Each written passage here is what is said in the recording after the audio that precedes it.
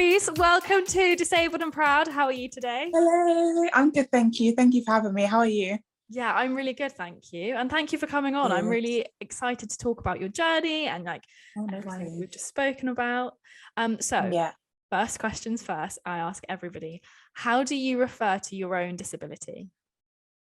So I just call myself disabled. I always say disability because I think that's exactly what I am. I'm disabled. Yeah. I don't water down the word because I feel like the word disability and disabled, they have like a really bad stigma surrounding them.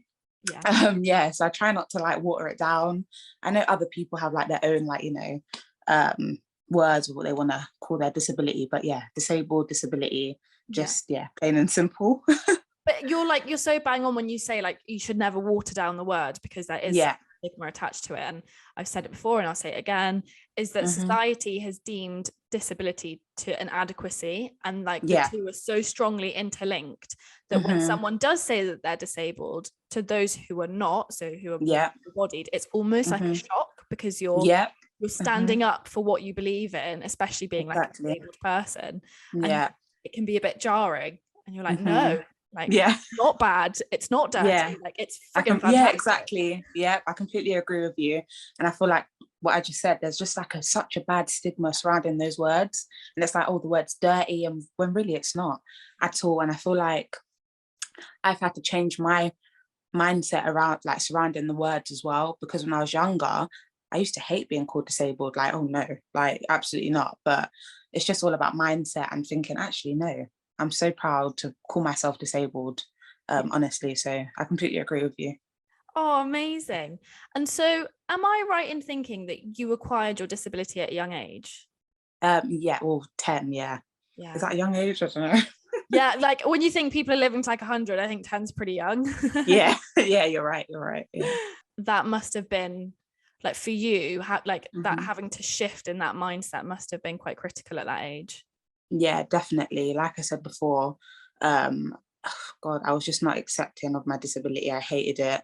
And it's weird because I dislocated my knee, and I was diagnosed with osteoarthritis, joint hypermobility, and chronic pain syndrome a few years down the line. But I dislocated my knee, and there was a lot of confusion surrounding that situation. So it was like, oh my God, I've dislocated my knee. I'm now using crutches. I'm going to get better. I'm going to, be able to walk normally again. But yeah, so like what you're saying, there was just so much confusion around that time for me. And just being disabled wasn't at the forefront of my mind. Like, oh my God, this could be a forever thing. It's just for right now. Yeah, and especially, like 10 years old, like you can barely like look after yourself, let alone like 5 years in the future. So like, no wonder that's how you felt, because I look back to what I was like at 10, like I definitely was not a fully fledged human at all. At all. No, literally no, absolutely not. So, and that's like, and especially for you, because there was so much surrounding it as well. It wasn't just like one thing or like one incident. There's so much that almost contributes to the like the end result as such. So obviously like super confusing time for you. So thank you for saying that as well, because I think a lot of people don't necessarily want to say that actually around about their time that they acquire their disability is actually really confusing, and like you don't necessarily understand. I think a lot of people shy away from that because they don't want to definitely deem it as like a difficult period of time. Definitely. And it was probably the hardest time of my life, but I'm so glad that I went through it, and it's made me who I am today. So honestly, I'm so grateful for that experience. And so with your disability, how has it impacted your career? I'm actually a disabled model, so I mean, it's been great for my career. So I'm a model, and I decided to become a model because of the lack of representation that I saw just everywhere, on Instagram, on social media. I mean, at 10, I wasn't really using Instagram, was I? But but you know what I mean? Like, I just don't, completely. I don't see anyone around me that looks like me was using a mobility aid. So when I like kind of reached that level of self-love, I came across my agency on Instagram and just thought, oh my God, I wanna be the woman I needed as a girl. I always go back to that quote. I so agree with this. Yeah, exactly. So I always like have that quote in the back of my mind, and kind of be the change you want to see in this world as well. So yeah, I mean, having my disability and hopefully you could say changing other people's lives as well, because I needed that when I was younger. So yeah, my disability has really had a huge impact on my career. I mean, it's all part and parcel, isn't it? Yeah. It's so interesting that like, so interestingly, I bought a bikini from, is it Leanne Pinnock's brand? And I know that you modeled for them. And the main reason that I actually bought that bikini was because they used you as a model. Oh my God, that's amazing. I knew that if the brand had put a disabled model like in their bikini, then that's the kind of brand that me, having a disabled body, wanted to buy from, because that's amazing. you don't like, and you're so right that there is no representation for disabled models. Don't get me wrong, it's getting a lot better, but like when I was younger, there was nobody that looked like me in any magazine. There was nobody that looked like me that walked the runway. There was nobody that looked like me on websites. So to have that, I think, is so amazing. Yeah. Oh my God, that's so amazing that you said that. But yeah, it's just, I completely agree, honestly. And yeah, that just goes back to that, the fashion industry being more inclusive as well, because I mean, God, disabled people want to buy your clothes as well, like include us. So the fact that you bought one of their bikinis because you saw me is just, honestly, that's amazing.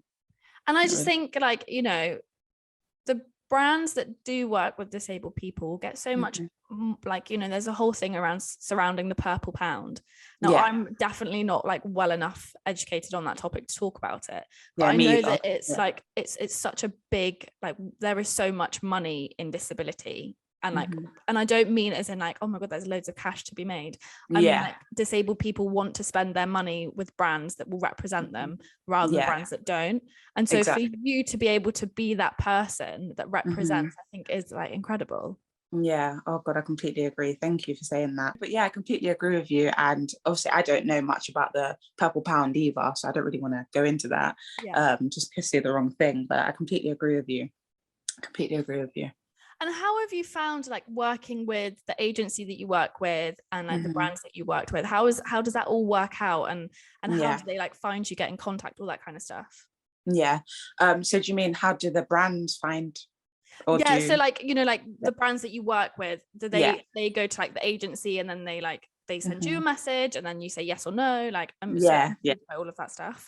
So yeah, you've got it spot on, really. So the brands will contact the agency and the agency will get in contact with me. We've had this through, they would like to use you for this, what do you think, kind of thing. Sometimes brands actually contact me directly and I just pass them on to my agency because they deal with all of the, you know, bookings and whatnot. But yeah, that's how it works. And I get all of like the job information, what the shoot's about or the campaign, and just like, do I want to do it, kind of thing. So yeah. And was it difficult to like get signed up to an agency as a disabled person, or was it relatively like not that hard? I mean, for me, it wasn't actually that hard, just because my agency were they were very new. I believe they launched in 2018, I think, or 2017, and I joined in 2019. So their books were like literally not full at all. So I feel like I kind of got in at the right moment. But yeah, I just applied and they accepted me. So yeah, I mean, I don't know. I have a few people messaging me like, oh my God, I've tried to, you know, get onto Zebedee's books, but they haven't like contacted me. So I assume now they have like loads of people trying to. They are like a very big brand for obviously inclusion, and that is their whole like mission statement. So like trying to think of the word just then, what it was, but it was not coming to me. I think I wanted to be like their whole MO, and like it just wasn't coming out. But that is very much their whole thing, isn't it? It's very much inclusion and visibility and representation, and they are getting bigger and bigger and bigger. And so to have you on their books is like the best thing for them, and obviously the best thing for you. Oh, thank you. Yeah, like, definitely. I work with them. They definitely are growing. I think they got a branch in Japan now. Like they're just growing. Oh, that's mad. Yeah. Isn't it? Yeah. Like, and it's such a needed thing as well, because if it's growing so quickly, it must be needed. Yeah, definitely. Yeah. And can you say what your favorite campaign has been that you've been in? I knew you was going to ask this.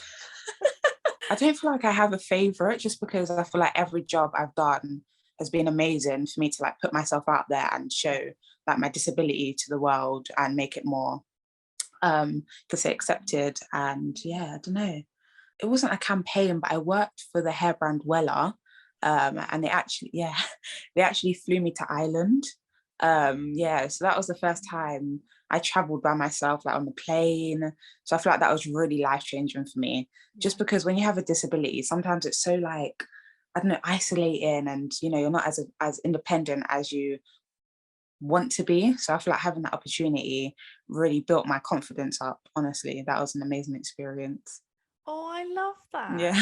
Did you Yeah, try that was so Guinness good. when you were in Ireland? No, I didn't. I don't recommend. Oh no, my brother loves that. It's so heavy. So Oh heavy. no. Oh God. So obviously being a disabled model has been like, you know, so impactful for you. And it's all come around because of your disability. And obviously, as you were saying earlier, you know, that time when you did like acquire a disability, it was difficult and it wasn't necessarily like an easy transition. But through that time, have you noticed, or do you recognize like a positive attribute in yourself from going through that hardship? So I think the positive attribute really is just, God, that is such like, it's such a hard question to answer, if that makes sense. I just feel It's like, hard looking at yourself and like picking a positive yeah, that you've got, because it can be so hard. So I always yeah, say, oh, I'm incredibly tenacious, and I think yeah, that's part and parcel because I've had to fight so much for the things that I've wanted and needed. yeah. Oh, I love that. Yeah. And that's how I always like, you know, that would be what I would say if someone asked me this Yeah. question. And Yeah. so, but like for me to say that even sounds weird, because I know I'm tenacious, but I don't necessarily always see it in myself. So it's a difficult I one get to like that. try and be like, oh, like Yeah. what is a positive attribute I've got? Yeah. I mean, I don't know if this will answer your question, but I feel like my enthusiasm for life, if that makes sense. Yeah, of course. Yeah, just because I feel like having my disability and going through what I've been through has made me realize how precious life is. Yeah. Like, you don't know what's going to happen tomorrow, especially if you have a fluctuating condition or disability. Yeah. Yeah, life is just honestly so short, and I don't know if that answered your question, but yeah. No, because I think it does, Yeah. because you're right, because I mean, we all know, like disabled or not, we all know that life is like, it's not infinite. It's fine. Yeah. Right. We have like Yeah. a limited amount of time on this planet. And like sometimes some of us just recognize that a lot more and a lot quicker than others do. And whatever your vehicle is to getting there, and to realizing that you almost just need to live your life all the time for you. Yeah. The sooner you get there, the better. Definitely. And if that's your vehicle, and that's been like your vehicle, and that's been your journey. Yeah, definitely. You said it perfectly. Literally. Yeah, honestly. Yeah, honestly, I don't know what to add to that. You said that perfectly. I completely agree. Oh, brilliant. Yeah. And so with everything that you've gone through in terms of like your disability and, you know, going from being able-bodied then disabled, and like becoming you know, a disabled model, do you have a piece of advice? And I always say either or, but actually most people tend to answer for both, is for either your younger self or a younger person with the same disability as you. Yeah. So it's funny because I always get messages from people with like similar conditions, just asking for advice really. And God, I feel like it's so hard to kind of give advice to someone. I feel like it's kind of easier to give advice to my younger self in a way. Of course. So I feel like what I'd say to my younger self is not to be afraid and embrace everything you're going through. Although it may be hard now, it will definitely get better in the future. And to definitely be proud of your disability, because it's not a bad thing. It's not, disabled is not a bad, dirty word. And just to embrace it all. And I know saying that is so much, like, so easier said than done. But I don't know, that's what I'd go back and tell myself, basically. Definitely, yeah. And I think what's really powerful, and I actually had the Chronic Iconic on a couple of weeks ago, and what she said, and it keeps ringing in my ears, is that there's actually so much like there's so much to be proud of being disabled when you think about all of the people before us who stood up for our rights. Yeah. And I hadn't really thought of it like that before, but actually disability is power. Like when you think about all of the people who have been on marches and you know, have protested in our rights, like there's such like a fighting element to being disabled and putting yourself like in that category, that you couldn't not be proud of it and proud of the people oh god, I love that. before you. Oh my god, that is so true. I love that. I know, and I was literally there and I was like, oh my goodness, that is so right. I'm literally gonna take that away with me now. Like, wow, I've never actually thought or looked at it like that, but god, I completely agree. That is powerful. That was a powerful statement, definitely. Yeah, for sure. And actually, I was having this conversation with a friend of mine over dinner on Saturday night, and he also acquired his disability. He wasn't born disabled. And I was and because I was very much born disabled, I don't know what my family were like before me being disabled and like then me after becoming disabled. What were your family like when, you know, you suddenly get a diagnosis? Did it change the dynamics? Did it change your relationships with people? How was that for you?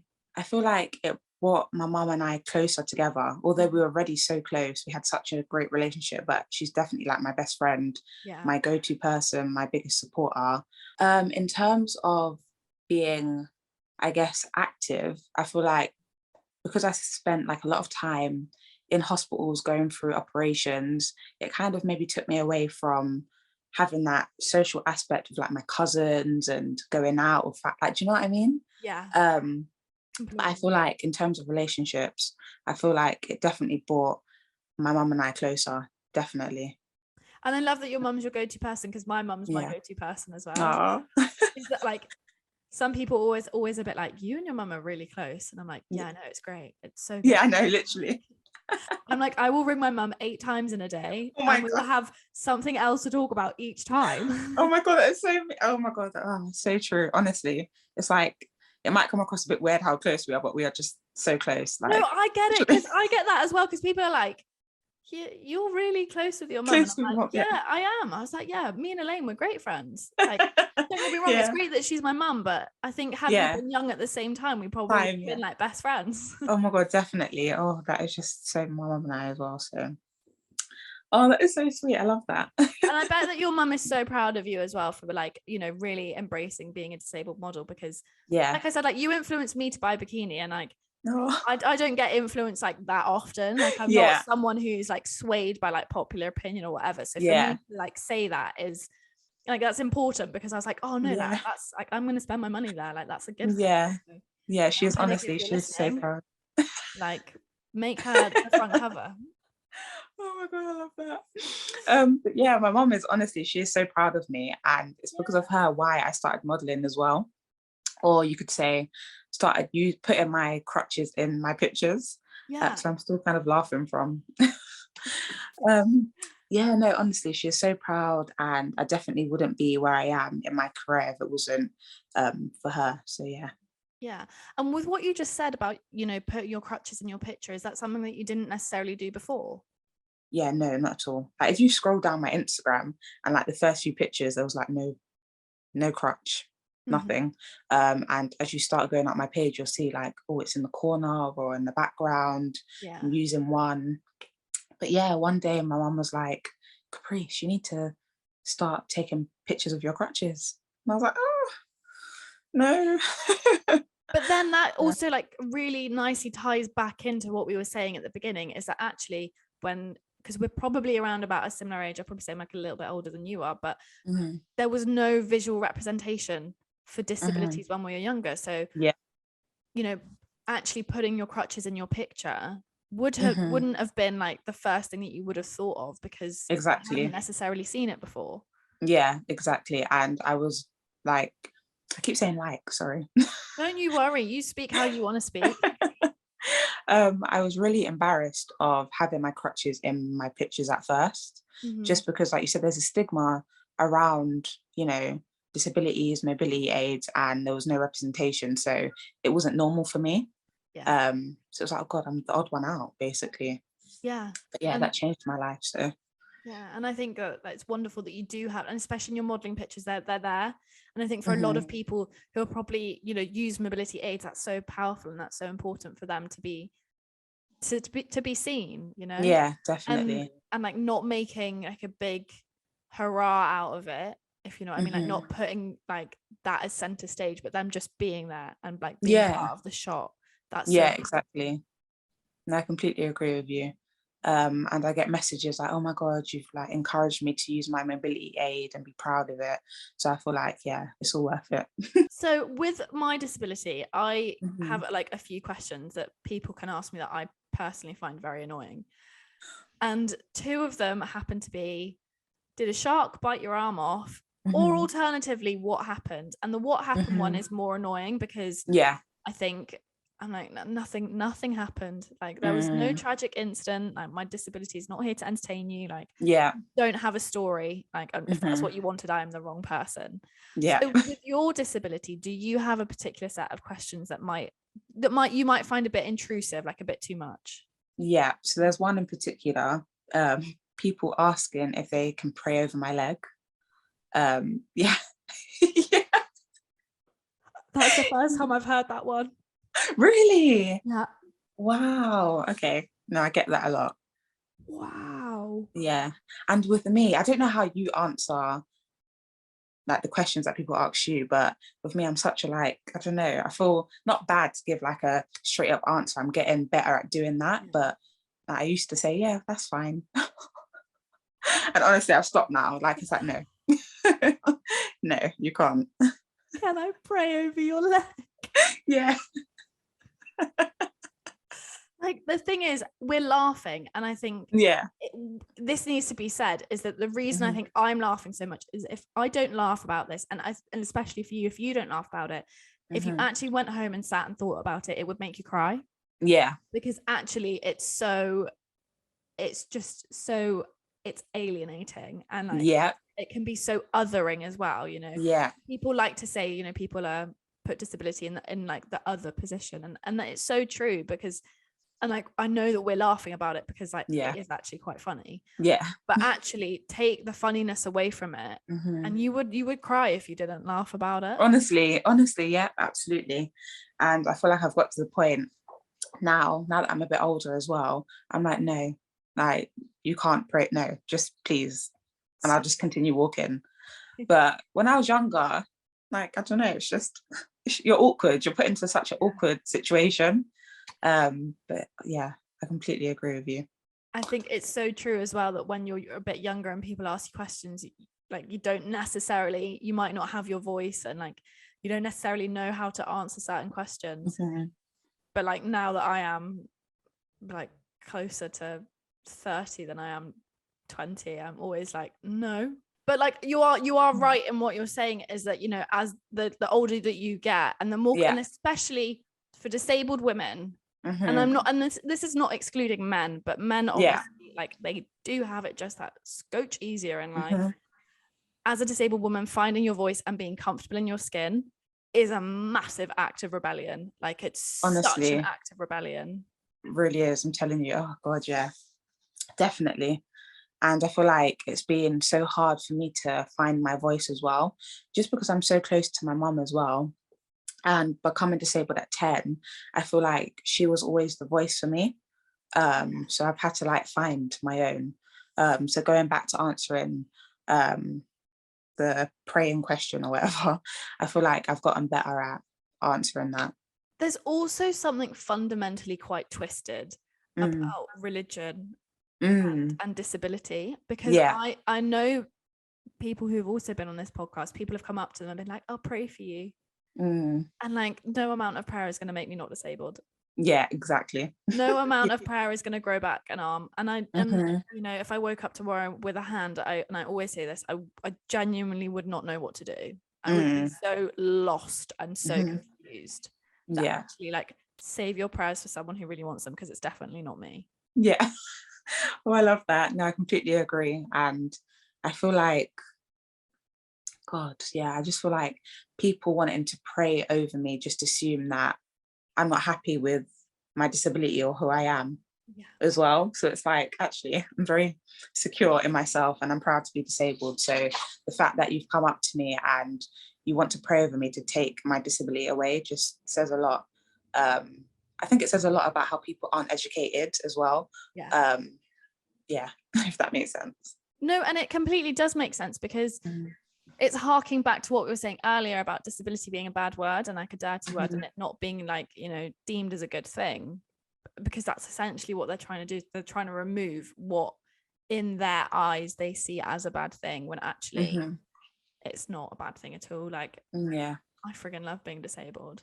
And I wear it with such a badge of honor, and like and after, you know, there have been so many people who have fought for us to be where we are today in terms of like the rights, in terms of like representation. Like, you are also someone who is fighting for representation. Like, you are out there, you're like you are on websites, you have a big Instagram following, like you're doing your bit as well. We are here to prove that disability is not inadequacy at all. Yeah, absolutely. Oh, thank you for that.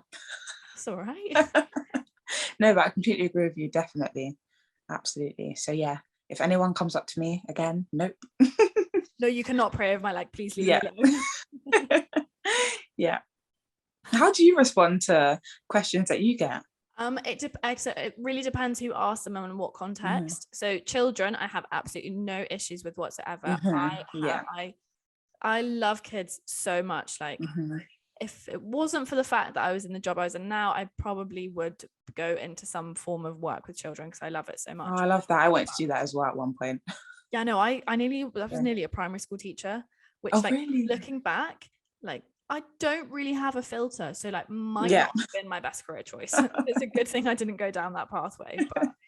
But with kids, absolutely fine. Like, I will talk to them until the cows come home, and I'll make it as accessible as possible for them to be able to understand.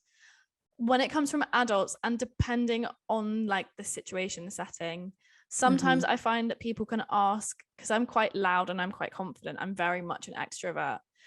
Sometimes I think people are a bit intimidated by that, because I think they see me as like a disabled woman who should maybe not be as confident in herself, and you know, society is a bit funny about it, and sometimes like it can be seen as someone, I personally feel sometimes people can be like, oh, like what happened, as if to take me down a peg, and I'm like, no, you just raised the bar and I'm about to get louder and more annoying. Oh, I love that.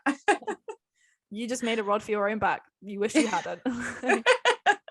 But like, you know, if someone is genuinely interested and I'm having like a good conversation with them, and like I know them, then that's not really a problem. But if it kind of comes out of nowhere, then I'm like, no, like you do not get that access to me at all. Because, and also I do always think about like the younger disabled generation, and you know, there are kids out there who are not comfortable in their disability, and if I don't stand up and say no to like, you know, some randomer, well, then they're going to know not to do that to someone else. Yeah, definitely. And so like I always think about like a younger version of me, or like a younger person with the same disability as me, who's maybe not as confident as I am, and like how would they want to be treated, and does that mean that I have to answer in a certain way?